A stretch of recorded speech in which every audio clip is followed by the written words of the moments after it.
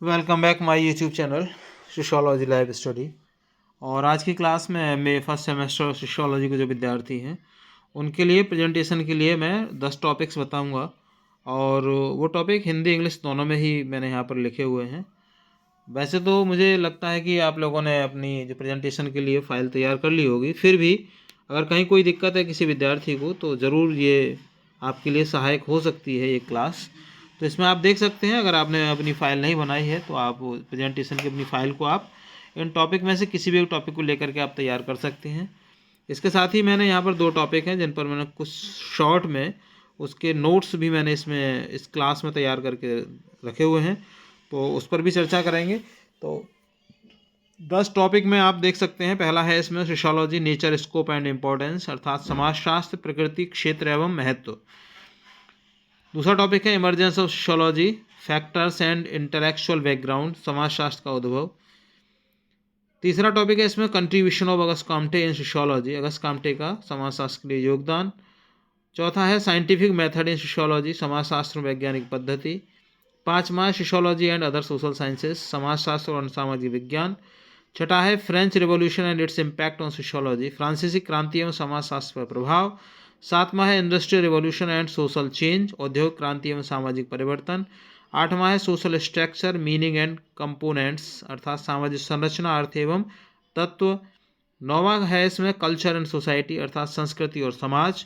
और 10वां टॉपिक है social stratification यानी सामाजिक स्तरीकरण। जो पहला टॉपिक है इसमें emergence of sociology and it's intellectual background, अर्थात समाजशास्त्र का उद्भव एवं बौद्धिक पृष्ठभूमि, जो पहला ही टॉपिक है।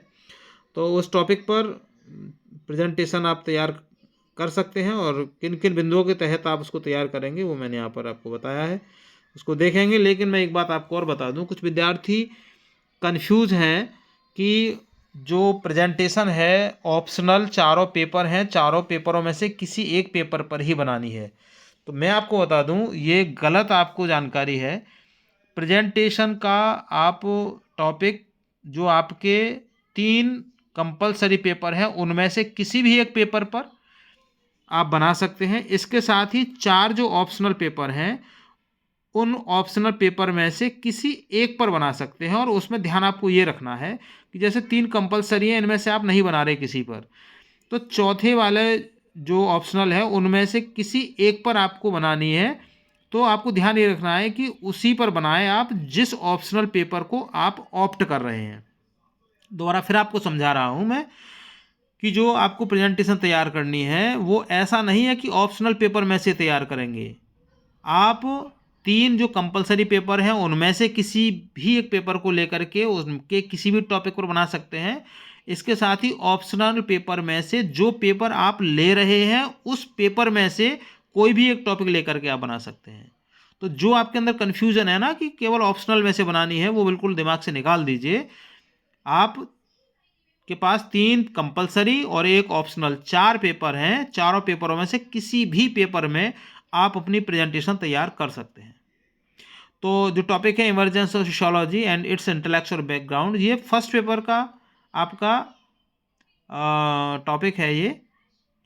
तो आप इस पर बना सकते हैं और इसको आप देखिए कैसे कैसे आप इसमें शुरुआत करेंगे। तो पहला आप इसका जो ना हेडिंग दे देंगे वही कि emergence of sociology and it's intellectual background. उसके बाद में नीचे लिख देंगे एमए समाजशास्त्र प्रथम सेमेस्टर। प्रेजेंटेशन में आप अपना नाम लिख देंगे।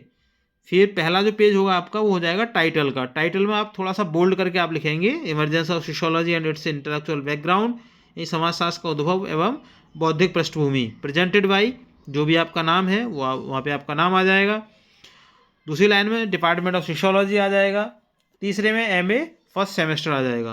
प्रेजेंटेड बाई है ना, उसमें आप अपना नाम लिखेंगे और चाहे तो आप वहाँ पे स्टूडेंट आईडी भी आप अपनी लिख सकते हैं। पेज नंबर 2 में आप इंट्रोडक्शन लिखेंगे। इंट्रोडक्शन में आप थोड़ा सा आप ये लिख सकते हैं जैसे मैंने यहाँ पर लिखा है। ये केवल आप समझिए हेडिंग मात्र है, ऐसा नहीं है पूरा डिटेल है ये। आप इनकी डिटेल आप उसमें दे करके अपने प्रेजेंटेशन को थोड़ा सा डेस्क्रिप्टिव कर सकते हैं। इंट्रोडक्शन में है ना, sociology is a scientific study of society and social relationship, है ना, समाजशास्त्र समाज एवं सामाजिक संबंधों का वैज्ञानिक अध्ययन है। तो ये जो डेफिनेशन इसके बारे में आप बता सकते हैं किसने कहा है, क्यों कहा है, emergence in 19th century Europe as a response to major social change. 19वीं शताब्दी के यूरोप में बड़े सामाजिक परिवर्तनों के कारण इसका उद्भव हुआ। तो इनको डिटेल्ड आप कर सकते हैं। पेज नंबर 3 में आप लिख सकते हैं why sociology emerged, need for sociology, है ना, अर्थात क्यों उद्भव हुआ है इसका। तो की रीजन्स में जो मुख्य कारण है इसके, उसमें जो हेडिंग्स हैं वो लिखा है मैंने यहाँ पर। जैसे पहला है इसमें रैपिड सोशल चेंज, तेजी से सामाजिक परिवर्तन उस समय वहाँ पे हो रहे थे। दूसरा था break down of old traditional, पुरानी परंपराओं का क्षय, क्योंकि मतलब वैज्ञानिक परिवर्तन वहाँ पे था, विज्ञान का प्रभाव बढ़ रहा था और जो पुरानी परंपराएं थी वो टूट रही थी। थर्ड है इसमें नीड ऑफ सोशल ऑर्डर, सामाजिक व्यवस्थाओं की आवश्यकता। 4 है इसमें राइज ऑफ रेशनल थिंकिंग, यानी तर्कशील सोच का विकास। जो यूथ था वहाँ का, जो युवा था, उसके अंदर तर्क करने की शक्ति पैदा हो रही थी। वो ऐसी सोसाइटी बन रही थी वहाँ पर कि जो तर्क करती थी कि भाई ये अगर राजा बन सकता है तो मैं क्यों नहीं बन सकता, मैं यहाँ पर क्यों हूँ, ये ही वहाँ पर क्यों है, मेरे अंदर ये गुण है तो मैं इस पद पर क्यों नहीं जा सकता हूँ। तो ये इस तरीके से ना 4 उसके कारण इसमें खास करके माने गए थे। पेज नंबर 4 में आप दे सकते हैं मेजर हिस्टोरिकल फैक्टर्स, खास जो ऐतिहासिक इसके कारक थे। उसमें पहला है फ्रेंच रिवॉल्यूशन जो 1789 में हुआ था। उसका मुख्य नारा था, आपको पता होगा ही, liberty, equality and fraternity. Political and social restructuring forced intellectuals to study society scientifically. Second है इसमें इंडस्ट्रियल रिवॉल्यूशन जो 1760 से 1840 के बीच में हुआ, यानी औद्योगिक क्रांति। फैक्ट्री सिस्टम आया, अर्बनाइजेशन हुआ, माइग्रेशन हुआ, है ना, नगरीकरण बढ़ा, उद्योग लगे, लोग गांव से शहरों की ओर गए, नगरों की ओर गए काम की तलाश में। न्यू सोशल प्रॉब्लम्स, नई सामाजिक समस्याएं आई, जिसमें पॉवर्टी है, गरीबी है, क्राइम है, इनइक्वालिटी है। 5वें पेज में आप लिख सकते हैं इंटेलेक्चुअल बैकग्राउंड, इसका जो बौद्धिक पृष्ठभूमि क्या है। बौद्धिक पृष्ठभूमि में आप बता सकते हैं इसमें कि sociology emerge due to the influence of enlightenment thinkers, प्रबोधन विचारक, इस प्रकार के थिंकर्स आए इसमें। सेकंड है इसमें साइंटिफिक रिवॉल्यूशन, वैज्ञानिक क्रांति हुई। तीसरा है इसमें पॉलिटिकल रिवॉल्यूशन, राजनीतिक क्रांति हुई। चौथा है इसमें इंडस्ट्रियल कैपिटलिज्म, है ना, औद्योगिक जो पूंजीवाद था उसका इसमें उदय हुआ। पेज नंबर 6 में लिख सकते हैं आप कंट्रीब्यूशन ऑफ एनलाइटमेंट, जिसमें आप बता सकते हैं encouraged reason, logic, scientific temper, freedom from religious domination, human behaviour study through evidence not beliefs. प्रबोधन आंदोलन ने समाजशास्त्र के वैज्ञानिक स्वरूप की नींव रखी। पेज नंबर 7 में आप साइंटिफिक रेवोल्यूशन के बारे में बता सकते हैं। इसमें thinkers like Newton introduce scientific methods, है ना, inspired social thinkers to apply scientific methods to social life, lead to science of society as sociology, है ना, इसको क्या है, ये समाज का विज्ञान है ना। पेज नंबर 8 में की थिंकर्स बिहाइंड द इमरजेंस, जिसमें अगस्त काम्टे हैं जिनको फादर ऑफ सोशियोलॉजी कहा जाता है। सेंट साइमन है early socialist and influence on Comte. Third है Herbert Spencer, organic analogy. Fourth है कार्ल मार्क्स, जिन्होंने क्लास कॉन्फ्लिक्ट और मेटालिज्म दिया। 5वें इमाल डरखाइम, जिन्होंने scientific method, social fact, societies, इस तरीके के थॉट्स इन्होंने दिए। 9 नंबर पे आप लिख सकते हैं अगस्त काम्टेस रोल की, जो अगस्त काम्टे उनका क्या रोल था इसमें। इसमें है कॉइंड द टर्म सोशियोलॉजी, उन्होंने ये सोशियोलॉजी को कॉइन किया, मतलब कॉइन किया इसके लिए। प्रपोज्ड पॉजिटिविज्म, प्रत्यक्षवाद को उन्होंने प्रस्तुत किया। Society should be studied scientifically. Law of 3 stage दिया है ना, जिसमें थियोलॉजिकल, मेटाफिजिकल और साइंटिफिक है।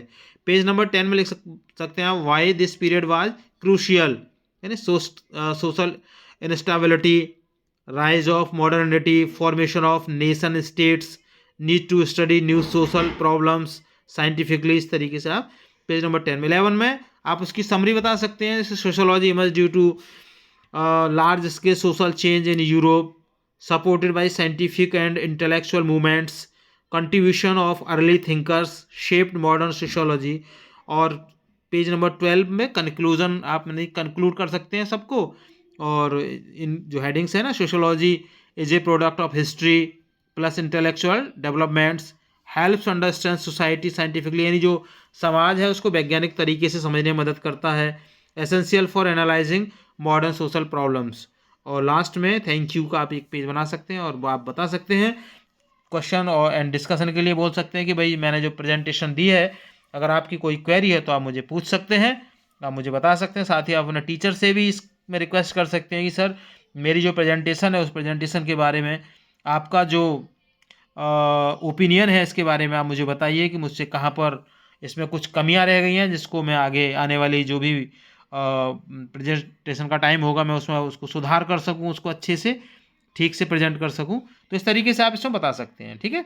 और दूसरा टॉपिक मैंने इसमें यहाँ पे लिया है French revolution and its impact on sociology, फ्रांसीसी क्रांति और समाजशास्त्र पर प्रभाव। तो इसके लिए अगली क्लास में चर्चा करेंगे, है ना, क्योंकि ये फिर क्लास बहुत बड़ी हो जाएगी। तो इसके लिए पर्याप्त है इतना। So thank you for joining to me. अगर क्लास में मेरे चैनल पर नए हैं तो मेरा निवेदन है कि आप इसको सब्सक्राइब कर लीजिए, वीडियो पसंद है लाइक शेयर कीजिएगा। अगली क्लास में मैं जो अगली प्रेजेंटेशन है उसके बारे में आपको बताऊंगा।